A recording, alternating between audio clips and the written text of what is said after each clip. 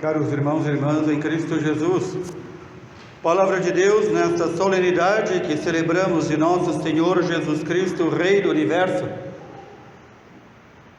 nos recorda o centro da vida de nosso Senhor Jesus Cristo. Ouvimos este pequeno trecho da profecia do profeta Daniel, 600 anos antes da vinda do Messias.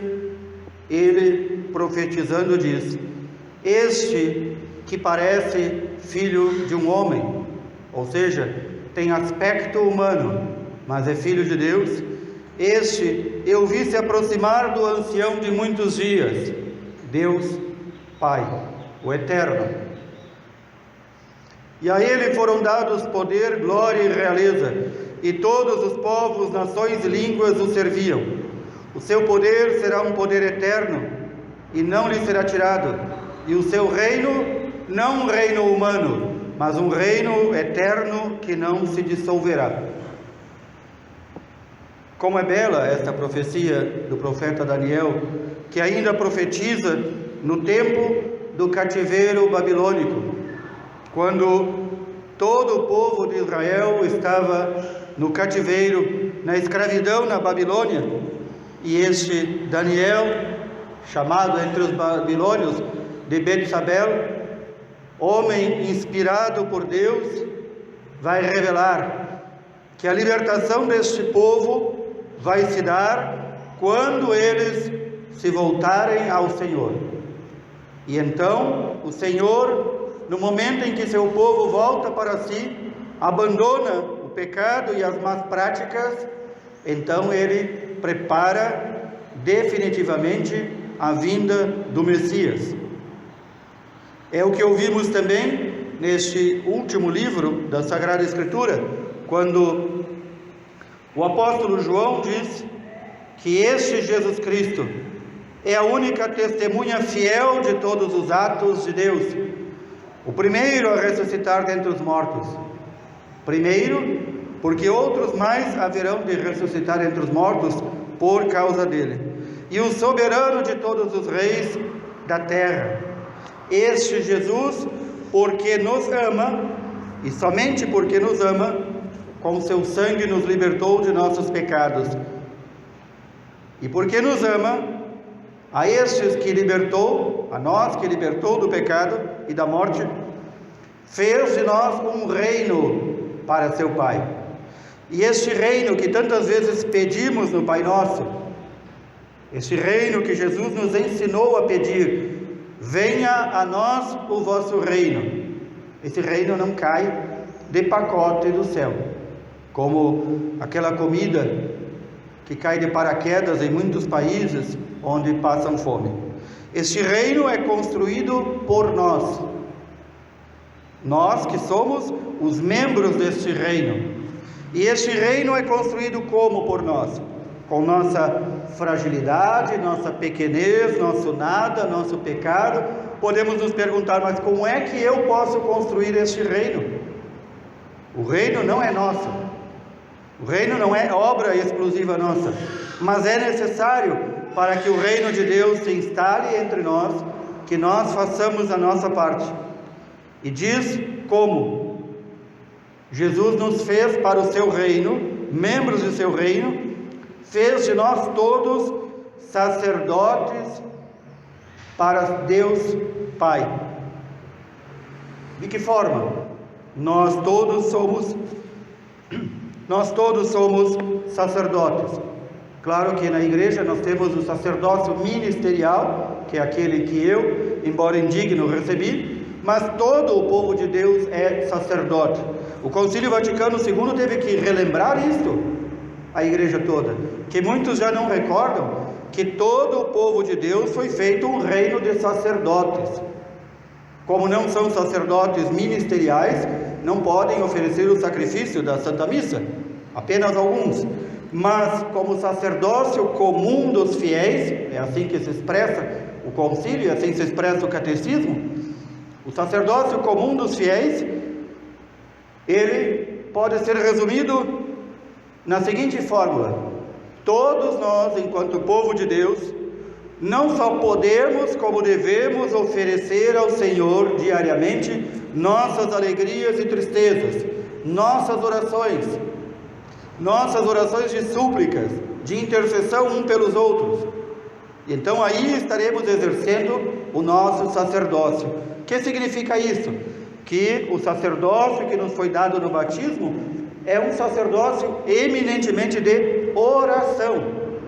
Por isso o cristão que não reza está descumprindo ou não está vivendo o seu sacerdócio.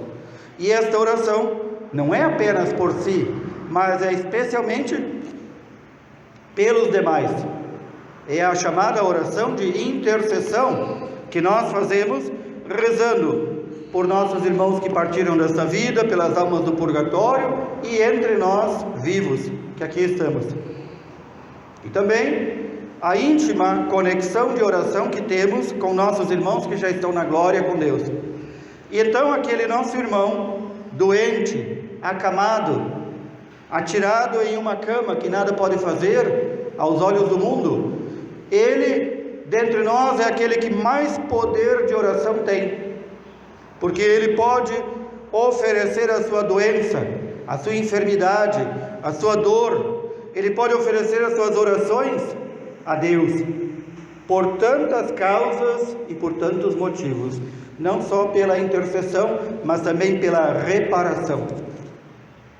Notemos como também nas famílias, o pai e a mãe, como os sacerdotes no lar, que devem educar seus filhos na fé, que devem abençoar seus filhos, que devem abençoar os alimentos. Quantas coisas e quantos modos belos e profundos que cada um de nós pode viver o sacerdócio que recebeu. Entre nossos irmãos de outras igrejas que se dizem cristãs, muitas vezes eles atacam a verdadeira igreja de Cristo que somos nós, atacam a intercessão dos santos, atacam a oração de intercessão. Ainda esses dias ouvia um destes que gosta de atacar o credo apostólico, e no entanto ele dizia, ou sem se dar conta, ou por sem vergonhice, que cada um de nós deve rezar um pelos outros. Ora, o que é isso senão intercessão? Ou, como dizia um sábio, ou é burro ou é mal intencionado. Todos nós não só podemos, como temos o dever gravíssimo de rezar uns pelos outros e oferecer tudo aquilo que temos, dores, alegrias, sofrimentos, e digo mais, até nossas fraquezas, oferecer a Deus para que Ele as transforme com sua força. É assim que nós vamos construindo o reino de Deus entre nós. O reino de Deus não é construído com reuniões de pastoral, com reuniões de organização, com panfletos, com folhetos, com assembleias. Tudo isso é importante, mas é para organizar a vida da igreja aqui na terra. O reino de Deus é construído ali, como a semente do Evangelho que cai no profundo da terra. Lá no profundo da terra ninguém vê, e no entanto Deus desenvolve a semente. E esta semente que cai no profundo da terra é a vida de oração em nós. Ela vai brotando com a graça de Deus e a nossa cooperação. E então o reino vai se dilatando. Há muitos e muitos séculos atrás, só se pensava em uma forma, ou pelo menos a grande maioria das pessoas pensava em uma única forma de dilatar a fé.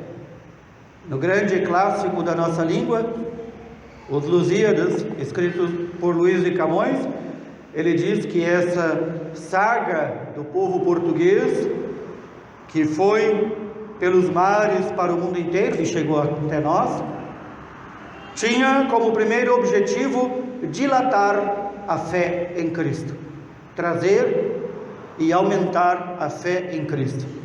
Como dizia, no passado muitos acreditavam que a dilatação da fé só se dava pelas navegações e pelos padres e ministros de Deus que iam pregar o Evangelho em outros lugares. Também isto é importante. E E também isto é mandato do Senhor. Mas a fé se dilata quando, de modo especial, nós vivemos ou procuramos viver as virtudes e a beleza do reino de Deus em nós. E então, o homem, a mulher, a criança, o velho, o doente, seja quem for, que reza, que tem vida de oração, ele pode dizer: estou seguro, estou calmo, estou nas mãos de Deus, eu já vivo aqui antecipadamente o reino de Deus, e o reino de Deus já vive em mim. E então, com a sua prática de vida, outros o veem e se convertem. É assim, queridos irmãos e irmãs, que o reino de Deus se dilata. Muitas vezes ouvi críticas, porque em nossa paróquia não há muitas reuniões, não há muitos encontros de organização. Somos novos, estamos começando, temos apenas 30 e poucos anos de paróquia. No entanto, desde que aqui cheguei, insisto e bato sobre essa tecla. E ainda tem gente que não ouviu, que vem todo domingo à missa. Sem oração, sem fé, é impossível agradar a Deus. E de modo especial, a oração em comunidade. Basta ver a nossa adoração eucarística da quinta-feira, momento sublime, momento que Cristo nos distribui inúmeras graças pela adoração de seu corpo e seu sangue que está aqui exposto, e no entanto, ainda nos concede a graça imensa de pedir reparação de nossos pecados e rezar por todos aqueles que não pedem perdão a Deus. Quantos são dos que estão aqui que na quinta-feira, às 19 horas, encontram tempo para estar juntos e rezar? As ocupações do mundo, não esqueçamos, Jesus nos fala dela em outro evangelho. As ocupações do mundo são como os espinhos que sufocam e matam a semente da fé. E hoje as nossas ocupações do mundo, ou melhor, hoje as ocupações que o mundo nos oferece para nos afastar de Deus são imensas. Nossos pais e nossos avós não tiveram tantas coisas assim para afastá-los de Deus como nós. E então, nós, ao proclamarmos que Cristo é Rei, porque o Pai o proclamou Rei, o Pai o fez Rei. Quando nós proclamamos Cristo Rei de todo o universo, nós devemos nos perguntar: essa proclamação que eu faço é apenas com a boca ou é prática? Eu reconheço quem é o Rei na minha vida? Sou eu?